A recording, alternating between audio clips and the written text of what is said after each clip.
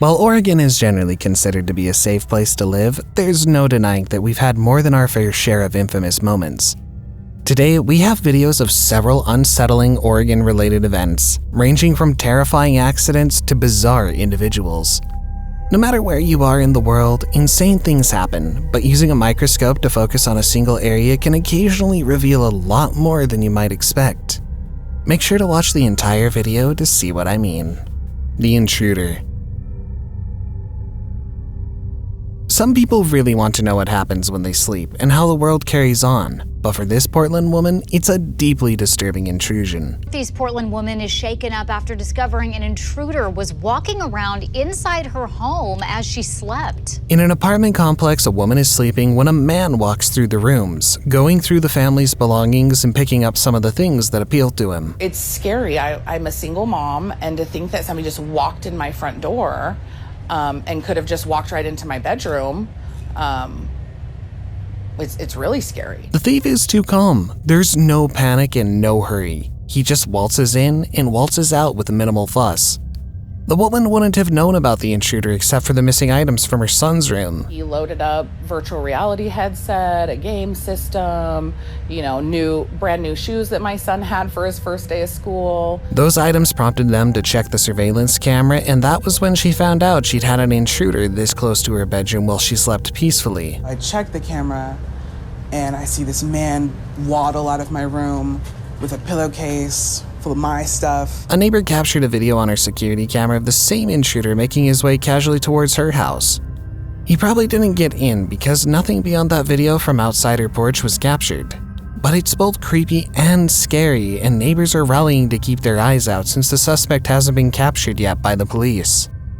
Scary car crash.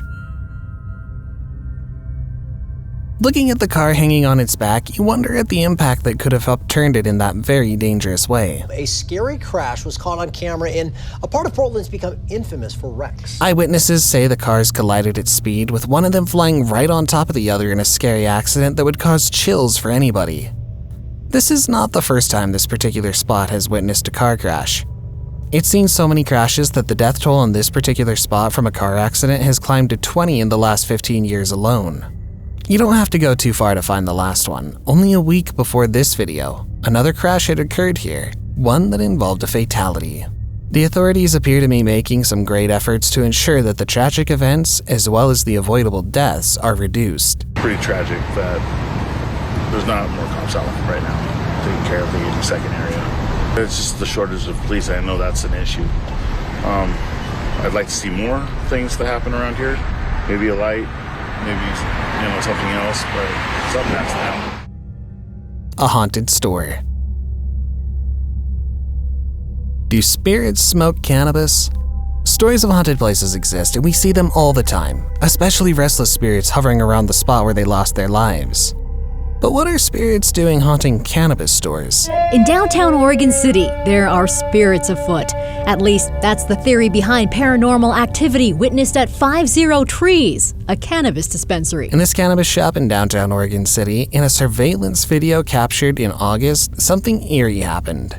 Keep your eyes on the glass-tipped jar as it begins to move on a level surface. As it was happening, I kind of felt like somebody was standing next to me, or like somebody was right here. There's no slant, no reason for the jar to move on its own, but it is moving until it falls off the level surface. Shortly after this event, another one is recorded. Watch as the pens inside the pen cup begin to move as though they're being reorganized and placed in better order. Okay, that just happened. Look closely now and you'll see the scissors move around a bit. Several years ago, the building, which is now a cannabis shop, was a pharmacy, and one of the employees thinks the pharmacist, who is said to be a stickler for order, rearranges things when they're not. Feel like it's the pharmacist because he likes to organize things. Think the video's been doctored? That's impossible because it is illegal to doctor security footage from a cannabis store. That leaves us with one explanation. There are some eerie things happening in there. What's gonna happen next? Sleight of hand. The perfect package thief. Most of the thefts we discuss have just one thing in common. The thieves are so casual and unbothered. They wear a cool demeanor while carrying out their evil acts. Look at the man in the video. On first look, you'll think that he's a package delivery guy coming to deliver a package to this family, since he has a package in his hand. But watch as he drops it and quickly picks up a different package from this family's doorstep. He must have cased the environment and made sure that a new package had been left at the door to pull off this near-perfect crime. But it wasn't perfect, as the family's door cam caught the whole movement and the police were quickly involved. The perfect package thief wasn't able to complete his sleight of hand. We'll still give him a 60% rating for calmness, as he really did pull off a quick one. The Portland Pooper. Here's a fully grown man doing the dirtiest thing anyone could ever do out in public, and the worst thing about it is how he's staring back at the camera like he knew it was there. Here's what he does. He takes toilet paper, sneaks into corners, pulls his pants down to defecate at the side of an office building. I find it interesting that he has toilet paper with him. It's very pre-planned. This is not a man who was caught in a difficult situation. No, it's not a one-off either. He's done it before. I think it's really gross and shocking. I don't know what to say about it. If that's not gross enough, imagine the shame of having his face all over town on posters with the tag Portland Pooper, as the police have gotten involved and would like to pull him in for what they called offensive littering. I think that's more of a private thing to do, not in an area where people live around, where children, and just not okay. Have you ever had something this offensive happen around you? I'm really curious what the circumstances are as to why he's doing this. Is it the worst reduction to our base instincts I've seen in a long time? One thing's for sure, it sure is gross. I think it's very Portland, and I'm not surprised at all. You just really don't know what to expect around here. People, they like to do their own thing. They kind of walk to the beat of their own drum. A long car crash. This might just be one of the longest car crashes you have ever seen. A heavy layer of fog has limited visibility on Interstate 5 in Oregon. In an accident, someone is usually at fault for the collision. In this case, the fog is to blame for all the damage you can see in this video. Heavy layer of fog, and all of a sudden the cars in front of me were all stopped, so I swerved over. I was in the fast lane, I swerved over, and since the drivers couldn't see where they're going, they couldn't correct their course and get to safety from the moment the first car hit the one ahead of it.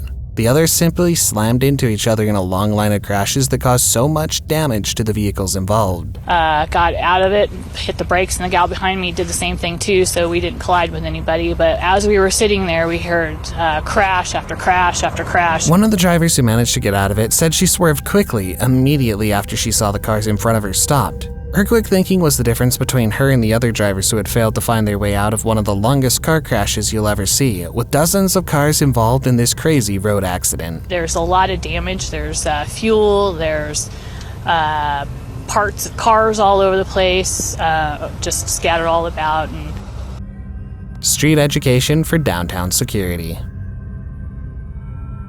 Watch as these two downtown security officers walk up to a homeless man who quickly says, "Just to let you know, I am filming." Yeah, just to let you know, I'm filming. No, I appreciate that. That tells you he's all ready to do battle, and maybe this isn't his first encounter with security agents. That must be why he's so versed in the laws of public bench use. The officers tell him he's free to sit on the floor, but he shouldn't sit on the bench or obstruct people from using it. All right. The reason we can't have everyone sitting on the benches is we have to be available to use. You are welcome to sleep on the grass. He quickly informs them that there are numerous benches on both sides of the park, and he has as much right as anyone to use these ones. There are plenty of benches to use in both sides of the park. I am not obstructing in any way anybody. The back and forth with the officers didn't last very long, but you can see the confidence with which the homeless man quickly educated the officers of the law about their duties and limitations. Also, you are here not to define or to create the laws, but to enforce them. And I've done my research, I've looked it up, and there is nothing in any of the codes that says anything about laying on a bench. In some ways, it's both sad and refreshing at the same time. First, the confidence and a strong grasp of what the law is, especially when he says anything beyond that is harassment. Then there's the sadness with the officer saying he's free to lie or sit on the floor, but not on the bench, which will bring tears to your eyes. But today, they didn't just meet a homeless man, they met one who understood what rights mean in a civilized country. Again, you enforce the laws, you don't define them, and you don't create them. Scary tornado gathering above Oregon. Tornadoes are scary on their own, but sometimes, as with everything else, the anticipation of an event is more troubling than the event itself.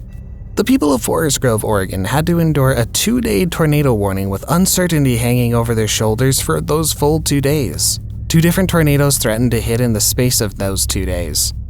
In this video, you can see one of them get so close to the cloud gathering, almost like it's teasing them as it swirls gently up in the sky, hanging low without gathering momentum. Oh, it's been going. I watched it over. We were in Banks. I saw this cloud going up. I have video of that too. Really? Yeah. Soon it starts sucking the leaves in, as tornadoes often do, picking up speed and taking everything in its path up with it. But this one doesn't make a connection with the earth for the real thing to begin, and for 2 days everyone had to wait and hope that the devastation of tornadoes would pass by without touching down. Oh, jeez. That certainly hit me. Oh my gosh, look at all the leaves sucked in. Ultimately, none of those tornadoes really took off, and neither brought the expected devastation. Manhunt for a murderer of 3. The man in the footage is said to be responsible for the deaths of 3 different people in 3 different places. Authorities are desperately searching for a killer accused of going on a rampage. Police in the North Bend area say the man may be responsible for the deaths of at least 3 people at different locations. His first killing might have been a mistake, but then even premeditated murder could be mistaken for an accident. The perp who drives a white Dodge pickup truck ran over an old couple of 74 and 73 years, respectively, at an RV campground. Police believe the rampage started when the man allegedly ran over a couple with a white Dodge pickup truck at an RV campground in North Bend Friday morning. What reason would our perp have for running the old people over? Your guess is as good as mine. The older man, 74, died while his 73-year-old wife is in a hospital in a critical condition. But his crimes didn't end there. In the hunt for the perp, police found an unidentified man dead in his trailer. There's no way to know how long ago the death occurred, but that discovery was the second notch on the murderer's blade. On the same day, the police responded to a shooting at a marijuana dispensary where they found a woman shot dead with the suspect at large. We have a witness that indicates that the person that was driving this pickup truck got out of the truck, appeared to be armed with a handgun, and then disappeared or ran into the woods or the brush nearby. A citywide manhunt was immediately in play, but the suspect was a step ahead, and the police say there's a likelihood he purchased more ammo before crashing his van, burning it, and vanishing without a trace. So far, the events are so random that cops haven't been able to find a connection between the killer and his victims. Deadly school shooting at an Oregon school. Some of the worst things about school shootings are the panic, the deep-seated fear in the eyes of the students, the trauma, and the fact that these kids lose a huge chunk of their innocence. A gunman walking into an Oregon high school, heading straight for that locker room, opening fire, killing one student, others running for cover, including a teacher who was hit and survived. Watch as the kids from Oregon High School are marched away with their hands raised high in the sky. Look at the large collection of backpacks, the police trucks coming in. Priority call, Reynolds High School. Got a report of shots fired in the locker room. At least one person down, medical's responding. Tears, pain, and the specter of trauma constantly hovering over students as they think about the one child who lost his life in this incident. A teacher was shot as well, but the teacher survived and will be fine. He was carrying a gun running after one of our teachers, our PE teacher, Mr. Rispler, who actually ended up getting shot. When you listen to these kids discuss their ordeal, their fear, their pain, and their uncertainty, it hits you again that this shouldn't be happening anywhere near children. I know everybody's nervous, wants to get to their kids. We just don't want a mad rush, and we got to count for everybody. Protesters set a police station ablaze. This is the disturbing moment protesters burned down the Portland police station. Watch as what looks like Molotov cocktails are thrown into the station. The moment was captured on CCTV camera, and you can see the fire began to lick the floor, climbing slowly. The fire, which started around 11:30 p.m., led to the declaration of a riot, which is why you see the riot police jumping into the vans in the opening part of the clip. In the next footage, what you see is the wreck, what the fire left behind. Firemen can be seen trying to douse what's left of the flames. Blackout after Southeast Portland fire. A fire at the Southeast Portland substation means that thousands of people have to live without electricity. You can see the darkness in which the city is said to have come following an explosion in the Mount Tabor neighborhood. Streets were closed as the fire services sought to contain the fire without escalating the issue. Over 3,000 people were left without power for almost a whole day. The video pans to the areas of Mount Tabor where the fire incident had taken place. Have you ever been jolted by the sound of a heavy explosion? That's what people living in the neighborhood had to deal with. Before the last clip, since you watched until this point, why don't you consider subscribing to the channel? We upload 2 new creepy, disturbing, and downright scary videos every week, so stay up to date with our latest releases by getting those post notifications. If you enjoyed this one, we have plenty more for you on the channel, so you won't want to miss a single one. What were they looking for? This Hillsborough neighborhood had their early morning sleep disturbed by a police search operation going on in a house in the neighborhood. The sound of explosions jolted neighbors in Hillsborough out of their sleep this morning. As Fox 12's Simon Gutierrez explains, the early morning operation to serve a search warrant flooded the area with police and had the neighborhood on edge. In the video, you'll see the police fire some tactical munitions into the building. Do you remember how it is with all the SWAT movies when those stun grenades are shot into a criminal hideout to throw the criminals off guard? This is the real-life SWAT business going on in the Hillsborough neighborhood. The police say they had intel of criminal activity at that location and were conducting a search operation to solidify their lead since the building has been on their radar for a while. People living in the neighborhood can be seen discussing their feelings, especially with the disturbances and the jolting noise, but if it brings safety, why not? Me and the dog got up, came downstairs, I walked out, and my first reaction was, holy cow, look at all this out here. We had task force across the street, SWAT, weapons drawn, everything going on. Watch the older man chuckle as he narrates his experience. The police didn't make any arrests, and ultimately it didn't seem like they got anything out of that house. Stay away from the windows and stay in this area here. We said, okay, and that's what we did. Was that a little freaky? Yeah.